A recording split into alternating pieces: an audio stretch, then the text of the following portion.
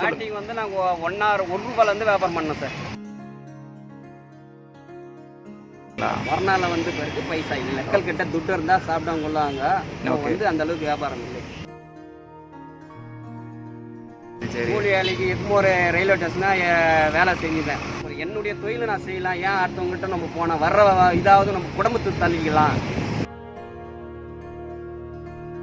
Blue colour paint அடிக்கிறது எல்லாம் காரணம் இருக்கானா? காரணம் என்னன்னா அந்த ப்ளூ கலர்னா ஜனங்களுக்கு தெரியாது. அப்படி லெமன் ஜூஸ் கடைன்னு தெரியும், வேற கலர் அடிச்சா அதெல்லாம் தெரியாது.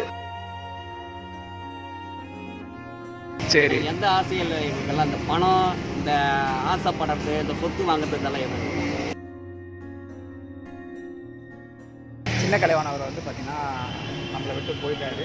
அப்துல் கலாம் ஷேர் பண்ண மாதிரி வந்து பார்த்தீங்கன்னா 1 கோடி மரங்கள் நடனம் அப்படின்னு சொல்லிட்டு 33 லட்சம் கிட்ட அவர் வந்து மரத்தை நட்டுருக்காரு. அவரை தொடர்ந்து இது வந்து ஒரு சின்ன ஒரு முயற்சியாக தான் நான் பண்ணிட்டு இருக்கேன்.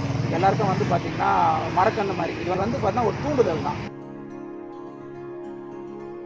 வணக்கம் மக்களே, எல்லாரும் நல்லா இருப்போம், எப்பவுமே சந்தோஷமாக இருப்போம்.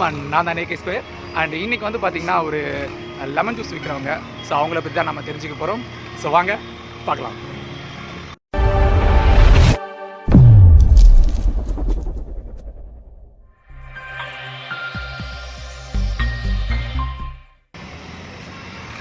வணக்கண்ணா, உங்கள் பேருண்ணா? என் பேர் நாகராஜன் சார். மாஸ்க் கட்டிடலாம், பேட்டி கொடுக்குறதுக்கு மாஸ்க் கட்டிடலாம். சொல்லுங்கண்ணா, உங்கள் பேர்? நாகராஜன்.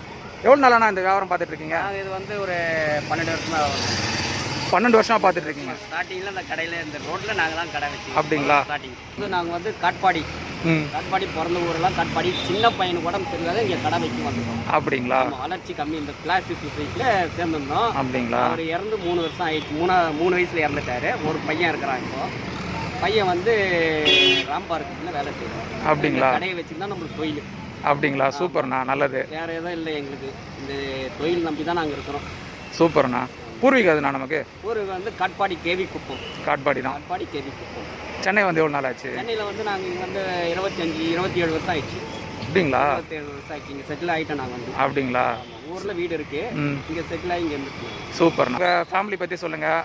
ஃபேமிலி வந்து ஒரு பையன், அம்மா, ஒய்ஃபு, நான், அவ்வளோதான். ஒய்ஃப் வந்து வீட்டில் வேலை செய்வாங்க. இதுதான் நம்பி இப்போது இந்த ஒரு 10 நாளாக இப்போ வியாபாரம் பண்ணுறது கொரோனாலேருந்து. அப்படிங்களா? ரொம்ப கஷ்டமாக இருந்திருக்கோம் இல்லையா? ரொம்ப கஷ்டம், ரொம்ப கடன் வாங்கி வீட்டுக்கு பண்ணியிருக்கிறேன். அப்படிங்களா?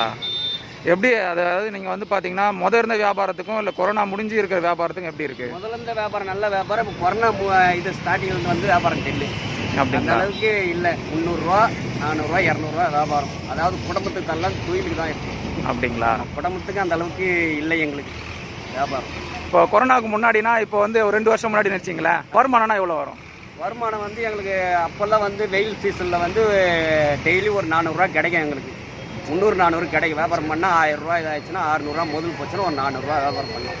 ஓகே. அதுக்கு முன்ன வருஷம்லாம் வந்து ஒரு நாளைக்கு 1000 ரூபா, 1500 ரூபா வியாபாரம் பண்ணோம் கத்திரி வெயிலுக்கு. அதுக்கப்புறம் இப்போ கொரோனா சீசனில் வந்து ஒரு 300, அது கூட வரல. இப்போ தான் ஒரு 10 நாளாக வந்துன்னு இருக்கிறோம். சரி சரி. கொரோனா டைமில் நீங்கள் வியாபாரம் பண்ணிட்டு இருந்தீங்க? வியாபாரம் பண்ணல. நாங்கள் கொரோனாவில் வந்து சுத்தமாக வியாபாரம் பண்ணல. அப்போ அந்த நேரத்துக்கு வந்து செலவுக்கு, வீட்டு செலவுக்கு என்ன பண்ணிட்டு? கடன் வாங்கி தான் நாங்கள் பண்ணின்னு இருக்கோம். அப்படிங்க. நகை நட்டு வச்சு இது பண்ணிட்டு தான் நாங்கள் தொழில் செஞ்சு வந்தோம். பையன் வந்து வேலைக்கு போயிருந்தோம். அந்த வேலையில் வந்து நாங்கள் சம்பாதிச்சு இது பண்ணியிருந்தோம். அப்படிங்களா? வேறு எந்த இதுவும் இல்லை. நம்மளுக்கு வாடகை வீட்டில் தான் இருக்கிறோம். பொண்ணு வீட்டில் இருக்கிறோம். வீட்டில் எந்த இதுவும் இல்லை. நம்மளுக்கு வயிற்றுக்கு சம்பாதிக்கிறது, சாப்பிட்றது, அவ்வளோதான். வேறு நம்மளுக்கு எல்லாம் எந்த இதுவும் இல்லை. இந்த வியாபாரம் வந்து எப்படி ஆரம்பிச்சிங்க?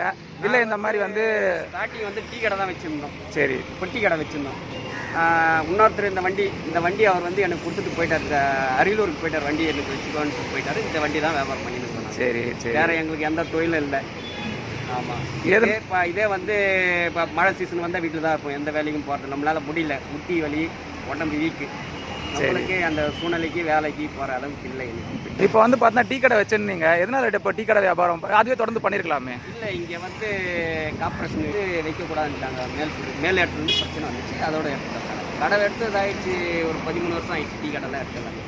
கூலி வேலைக்கு எப்போ ஒரு ரயில்வே ஸ்டேஷனாக வேலை செஞ்சுட்டேன். இதில் கேன்டீனில் அது நம்மளால் முடியல. அதுக்கு அங்கேயே நான் டெய்லி 400 ரூபா கொடுக்குறேன்னாங்க. போனோம், ஒரு 2 வாரம் செஞ்சு என்னால் முடியல வந்துட்டேன் நான். அப்படிங்களா? ஆமாம். வெளியே குளத்து வேலைக்கும் போனால் அதுவும் நம்ம மண்ணு தூக்க முடியல. நம்மளுக்கு முட்டி 2 முட்டியும் வீக்காது, நம்ம படி ஏற முடியல, எந்த வேலையும் இல்லை. இதோட நம்ம சரி நம்ம சொந்த தொழிலே செய்யலான்னு வர வருமானம் வச்சு செய்யலான்னு வந்து உக்காந்துட்டாங்க. வாழ்த்துக்கள்ண்ணா, அதுக்கு ரொம்ப பெரிய விஷயம். வேற எந்த இதுவும் நம்ம அடுத்தவங்களாண்ட போய் வேலை செஞ்சால் நம்மளுக்கு முடியல, அவங்க நம்ம திட்டுறதும் நம்மளுக்கு பேஜாராகுது. சரி அதுக்காக நம்ம ஓடுற வரையும் ஓட்டுன்னு நம்ம பாடுபடலான்னு நம்ம தொழிலை நம்ம செய்கிறோம். வாழ்த்துக்கள்ண்ணா, வாழ்த்துக்கள். ஏன்னா இப்போ யாருமே அதை தான் பண்ண முன் வர மாட்டாங்க. என்னுடைய தொழிலை நான் செய்யலாம், ஏன் அடுத்தவங்ககிட்ட நம்ம போனால் வர்ற இதாவது நம்ம குடும்பத்தை தள்ளிக்கலாம். சூப்பர்ண்ணா. கடன் வாங்காத கொள்ளாத இது மேலே இருந்து நம்ம குடும்பத்தை நம்ம ஃபேமிலி பார்த்துக்கலான்னு போய் பண்ணிக்கிறேன். சூப்பர்ண்ணா, சூப்பர், ரொம்ப சூப்பர். இப்போ வந்து பார்த்தீங்கன்னா கொரோனா பீரியட்ல தாண்டி வந்துட்டோம். இப்போ ஓரளவுக்கு வியாபாரம் போகுதுங்களா? இல்லை, இன்னும் வியாபாரம் சூடு பிடிக்கல. என்ன சூடு பிடிக்கல? வியாபாரம் இல்லை, கம்பெனிகள்லாம் திறக்கல, ஜனங்க நடமாட்டில் பைசா இல்லை ஜனத்துக்கிட்ட. மெயினாக மறுநாள் வந்து பிறகு பைசா இல்லை, மக்கள் கிட்ட துட்டு இருந்தா சாப்பிட்டவங்க கொள்ளாங்க. வந்து அந்த அளவுக்கு வியாபாரம் இல்லை. உங்களோட அன்றாட வாழ்க்கையை பத்தி சொல்லுங்கண்ணா. காலையில வந்து எழுந்து கோயிலுக்கு போயிட்டு வந்து தான் இங்கே ஐஸ் இங்கே வந்து வாங்கிட்டு வரோம், கடையில் போய் லெமன் வாங்கிட்டு வந்துடுவோம். அப்படிங்களா? ஆமாம், கோயம்பேடுக்குள்ள லெமனுக்கு போயிருந்தோம், வியாபாரம் இல்லாதனால சில்லறையில் வியாபாரம் வாங்கி பண்ணிட்டு இருக்கிறோம். அப்படிங்களா? லெமன் சில்லறை வியாபாரம் தான் பண்ணிட்டு இருக்கிறோம். அப்போ ஐஸ் இங்கே வந்துடுது? ஐஸ் கடையாண்ட வந்துடும், கடையாண்ட கொடுத்துருவோம். அப்படி இங்கே கொடுத்துட்றாங்க. வீட்டான மாம்பழம் போடுற ஐஸ்காரங்கிட்ட ஐஸ் வாங்கி. ஓகே, ஐஸ் எவ்வளோண்ணா வருது? எங்களுக்கு ஒரு பீஸு 100 ரூபா, 50 ரூபாய்க்கு ஐஸ் வாங்குவோம். அப்படிங்களா? 50 ரூபாய்க்கு அரை பீஸ் ஐஸ் வாங்குவோம். அது வந்து ஃபுல்லாக வந்து அப்படியே கூலிங்காக இருக்கும். அப்படியே கூலிங்காக இருக்கும். இப்போ வந்து எலுமிச்சை பழம்லாம் என்னென்ன ரேட் வருது உங்களுக்கு? வந்து இல்லை நீங்கள் கடையில் வந்து 40 ரூபா போடுறாங்க, 50 ரூபா போடுறாங்க. கொஞ்சம் இதுவாகிற காய் 60 ரூபான்னு போகுது.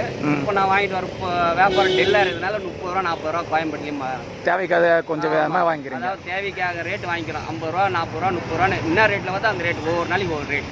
ஓகே, ஆனால் நம்மளால் வந்து அந்த விலை நிர்ணயம் பண்ண முடியாது. அதெல்லாம் நிர்ணயம் பண்ண முடியாது நம்ம. ஆமாம், மக்கள்கிட்ட அந்த அளவுக்கு நம்ம கேட்க முடியாது. சரி சரி. சின்ன வயசில் எப்பவுமே வந்து பார்த்தீங்கன்னா அம்மா அப்பா கூட போகும்போது வெளியே போகும்போதெல்லாம் இந்த மாதிரி தான் வண்டி இருக்கும். இப்போவும் இந்த மாதிரி எல்லா இடத்துலையும் பார்த்தீங்கன்னா அந்த ப்ளூ கலர் வண்டி தான். லெமன் ஜூஸ்னாலே வண்டினாவே தமிழ்நாட்டில் சென்னையில் இருக்கிற முக்காவாசி வண்டி இப்போ தான் பீதி இருக்கிறாங்க. எல்லாருமே அந்த ப்ளூ கலர் வண்டி தான். ப்ளூ கலர் பெயிண்ட் அடிக்கிறதுக்கு எல்லாம் காரணம் இருக்காங்களா? காரணம் என்னன்னா அந்த ப்ளூ கலர்னா ஜனங்களுக்கு தெரியாது. அப்படி லெமன் ஜூஸ் கடைன்னு தெரியும், வேற கலர் அடிச்சா அதெல்லாம் தெரியாது. ப்ளூ கலர்னா லெமன் பாட்டில் சோடா லெமன் எல்லாம் மேலே அடிக்க வச்சாதான் லெமன் வண்டின்னு இடத்துல தெரியும். அது ஒரு பதிவு மாதிரி ஆயிடுச்சு. அதே மாதிரி எல்லாம் இப்போ சென்னையில் தமிழ்நாடு ஃபுல்லாக இருக்கிற இந்த ப்ளூ வண்டி தான் இருக்கும். ஆமா, ஏன்னா வேற கலர் அடிச்சாங்கன்னா அந்த ஏதோ இருக்கு, வேற ஏதோ ஒன்று விற்கிறாங்க. இல்லைன்னா வந்து இந்த வண்டிக்கு இந்த இது கலர் அடிச்சாதான் அந்த லெமன் வண்டின்னு தெரியாது. சூப்பர்ண்ணா, சூப்பர், வாழ்த்துக்கள். என்னென்ன மாதிரி வெறும் லெமன் ஜூஸ் மட்டும் தான் விற்கிறீங்களா இல்லை எப்படின்னா? லெமன் ஜூஸ், சர்பத், சோடா, நன்னாரி சோடா, மசாலா சோடா. அப்படிங்களா? இது என்னண்ணா? இது ஆரஞ்சு கலரா இருக்கிறது சர்பத்து. நன்னாரி சர்பத்து. இது சோடா.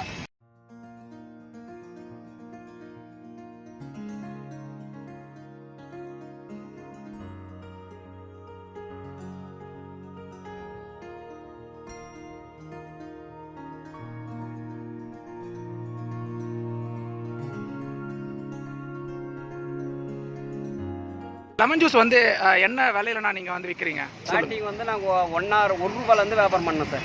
ஓகே, 1 ரூபாயிலேருந்து வியாபாரம் பண்ணின்னு அப்படியே படிப்படியாக கொஞ்சம் ஏறிக்கின்னு இப்போ வந்து 15 ரூபா லெவலுக்கு வந்துக்கிறோம். 15 ரூபா தான் விற்கிறீங்க? எப்படின்னா கொஞ்சம் விலைவாசி கொஞ்சம் ஏறினது வந்து நாங்கள் வந்து எங்களுக்கு வியாபாரம் இல்லாதனால நாங்கள் இது பண்ணுறாங்க. ஐயோ, 15 ரூபாய் நல்ல விலைண்ணா. நாங்களாம் 20 ரூபாய் 25 ரூபாய்லாம் விற்கிறாங்க.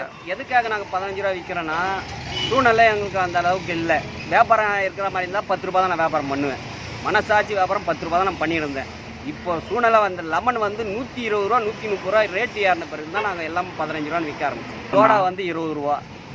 ஓகே, சோடா எல்லா இடம் 20 ரூபா. நன்னாரி சோடா 20 ரூபா, 25 ரூபா விற்கிற 20 ரூபா, நன்னாரி 20 ரூபா. ஐயோ, ரொம்ப பெரிய விஷயம்னா. அதே தான், அதிகமான ரேட்டெல்லாம் எதுவும் இல்லை. இல்லாதப்பட்டவங்க 10 ரூபா கொடுத்தா நான் வாங்கிப்பேன். அந்த 5 ரூபா கொடு நான் கேட்க மாட்டேன். 5 ரூபா கொடுத்துதான் ஆகணும் நான் இல்லை, இருக்கிறது கொடுங்க, அவ்வளோதான். இந்த மாதிரி மனசு தானே எல்லார்கிட்டையும் வந்து இல்லை. அது வந்து பார்த்தீங்கன்னா இந்த மாதிரி ஒரு சாதாரண மக்கள்கிட்ட தான் பார்க்க வேண்டியதாக இருக்குது.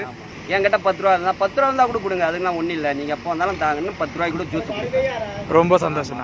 நம்ம குடிச்சிட்டு ஐயோ நான் இப்படி தான் சொன்னேன்னா ரேட்டில் இல்லை, இருக்கிறது கொடுக்கலாம். அதுவே 1 ரூபா கம்மியாக இருந்தால் கூட நான் வாங்கி மக்களுக்கு தண்ணி தாக அடங்கிறதுக்காக தான் நம்ம இது பண்ணுறோம். ரொம்ப பேர் நல்லது பண்ணுறீங்க, ரொம்ப சந்தோஷம், வாழ்த்துக்கள்.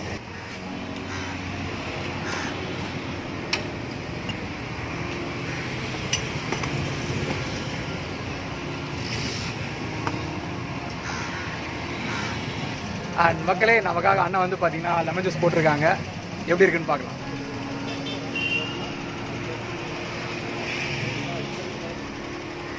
சூப்பராக இருக்குங்க. இந்த மாதிரி கேஸு அந்த மாதிரிலாம் ஒரு இது மாதிரி சோடா மாதிரிலாம் இல்லை. லெமன் ஜூஸ் எப்படி நம்ம வந்து வீட்டில் போட்டு சாப்பிடுவோமோ அதே மாதிரி சூப்பராக இருக்குது. நல்லா செம கூலிங்க, நல்லா வெயிலுக்கு அதுவும் சூப்பராக இருக்குது.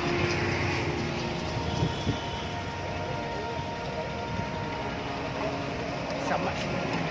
அண்ட் மக்களே, இந்த இடம் வந்து பார்த்தீங்கன்னா கரெக்டாக நம்மளோட தரமணி அசண்டாஸ் போகிற ரூட்டு ஓஎம்ஆர் ராஜீவ்காந்தி சாலையிலேருந்து பார்த்தீங்கன்னா தரமணி லிங்க் ரோடுக்கு இந்த ரூட்டு போகும்போது அந்த முனையிலே வந்து தான் வந்து ஒரு கடை வச்சுருக்காரு. அண்ட் இந்த இடத்தோட லொக்கேஷன் நான் டிஸ்கிரிப்ஷனில் போடுறேன்.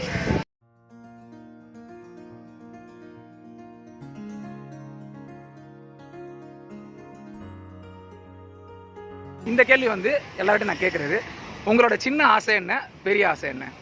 பெரிய ஆசை எதுவும் இல்லைன்னா சின்ன ஆசை இல்லை, நல்லா இருந்தால் இப்போ நோடு நொடிலாம் இருந்தால் எங்களுக்கு அது சந்தோஷம். சரி, எந்த ஆசையும் இல்லை எங்களுக்கெல்லாம். இந்த பணம், இந்த ஆசைப்படுறது, இந்த சொத்து வாங்குறது இதெல்லாம் எதுவும் ஆண்டவன் பொதுவாக எல்லாம் கடவுள் பண்ணி நல்லா இருக்கிறோம். எங்களுக்கு வேறு எந்த ஆசையும் இல்லை. வாழ்த்துக்கள்ண்ணா, வாழ்த்துக்கள். உங்களை சந்திச்சது ரொம்ப சந்தோஷம்ண்ணா. இது வந்து பார்த்தீங்கன்னா நடிகர் சின்ன கலைவாணன் அவர் வந்து பார்த்தீங்கன்னா நம்மளை விட்டு போயிட்டாரு. ஆனால் அவர் போயிருந்தாலும் பார்த்தா மக்களுக்கு கூட நல்லது செஞ்சுருக்காரு. எல்லாம் நல்லது செஞ்சுட்டு போயிடாரு. மக்கள் அதாவது மரம் வளர்த்து எல்லாம் பண்ணவர் தான் விவேக். அதாவது எல்லா ஏரியாலையும் போய் பசங்களுக்கு சின்ன வயதுலேருந்துலாம் வந்து மரத்தை வச்சு கண்ணை வச்சு எல்லாம் நட்டு விட்டு அந்த அளவுக்கு பயன்படுத்திட்டு தான் போனார் விவேக். ஆனால் இறந்தது கஷ்டமாக இருக்குது. என்னால் வந்து இப்போ வரைக்குமே பார்த்தீங்கன்னா அந்த மாதிரி ஒரு விஷயத்த வந்து நம்பவும் முடியல. ஆனாலும் பார்த்தீங்கன்னா அதை ஏற்றுக்கிட்டு தான் ஆகணும் அப்படின்ற மாதிரி. அவர் வந்து பார்த்தீங்கன்னா அப்துல் கலாம் சார் சொன்ன மாதிரி வந்து பார்த்தீங்கன்னா 1 கோடி மரங்கள் நடணும் அப்படின்னு சொல்லிட்டு அதுக்கான முயற்சியும் எடுத்துட்டு அதுபடி வந்து பார்த்தீங்கன்னா 33 லட்சம் கிட்ட அவர் வந்து மரத்தை நட்டுருக்காரு. சாதாரண விஷயம் இல்லை. நம்மளால ஒரு மரம் நட்டுக்கு அதை பாதுகாக்க முடியல. ஆனால் அவர் வந்து எத்தனையோ ஆயிரக்கணக்கு மரம் நட்டுக்கிறாரு. அந்த அளவுக்கு இது பண்ணிக்கிறாரு விவேக் சார் வந்து. அவர் வந்து பார்த்தீங்கன்னா அவ்வளோ பெரிய விஷயம் பண்ணியிருக்காரு. ஆனால் இப்போ அவரை தொடர்ந்து இது வந்து ஒரு சின்ன ஒரு முயற்சியாக தான் நான் பண்ணிகிட்ருக்கேன். எல்லாருக்கும் வந்து பார்த்திங்கன்னா மரக்கன்று மாதிரி இது வந்து பார்த்தீங்கன்னா துளசி செடி தான். இந்த மாதிரி ஒரு துளசி செடி வந்து நான் கொடுத்துட்ருக்கேன். இது வந்து பார்த்தீங்கன்னா ஒரு தூண்டுதல் தான். என்னால் இப்போ மரக்கன்று கொடுக்குற அளவுக்கு என்கிட்ட அந்த வசதி இல்லை. அதனால் வந்து பார்த்தா ஒரு தூண்டுதல் தான். இது வந்து நீங்கள் உங்கள் வீட்டில் போய் சொல்லுங்கள், மரம் நடுக்கிறத பற்றி, அந்த பயனை பற்றி சொல்லுங்கள், உங்கள் கூட இருக்கிறவங்களை பற்றி சொல்லுங்கள். இந்த மாதிரியான இப்போ இருக்கிற சுச்சுவேஷன் வந்து எல்லாருக்கும் பார்த்தீங்கன்னா வீடு இருக்கிறது இல்லை, யாராவது வீட்டில் இருக்க இடம் இருக்கிறதுல வீடு இருக்கிறதுல வாடகை வீடு மாதிரி இருப்பாங்க. ஆமாம், அதனால் வந்து மரம் இருக்கிறதுக்கான வளர்க்குறதுக்கான சூழ்நிலை இல்லை. அதை நம்ம ஒத்துக்கணும். இருந்தாலும் ஒரு பின்னாடி வர ஒரு காலத்தில் அவங்களுக்கு வந்து அந்த ஒரு வாய்ப்பு இருந்தது அப்படின்னா மரம் வளர்க்கணும். இல்லைனா அந்த மாதிரி ஸ்கூலு தொண்டு நிறுவனம் அங்கே இருந்தால் அந்த மாதிரி போய் மரம் வளர்க்கணுன்றது ஒரு தூண்டுதல் தான். ஸோ வாங்கிக்கோங்க, ரொம்ப நன்றி. இது வந்து அவரோட ஒரு எப்படி சொல்கிறது, அவரை தொடர்ந்து நான் ஒரு முயற்சி எடுத்திருக்கேன். அதுக்கான ஒரு முதல் படி தான். வாழ்த்துக்கள், உங்களை ரொம்ப நன்றி. சரிங்களா, நிஜமாவே ரொம்ப சந்தோஷமாக இருக்குங்க. ஒரு இந்த கொரோனா முடிஞ்சு வந்து பார்த்திங்கன்னா இந்த மாதிரி ஒரு மக்களை போய்ட்டு சந்திக்கிறது நிஜமாக ரொம்ப சந்தோஷமாக இருக்குது.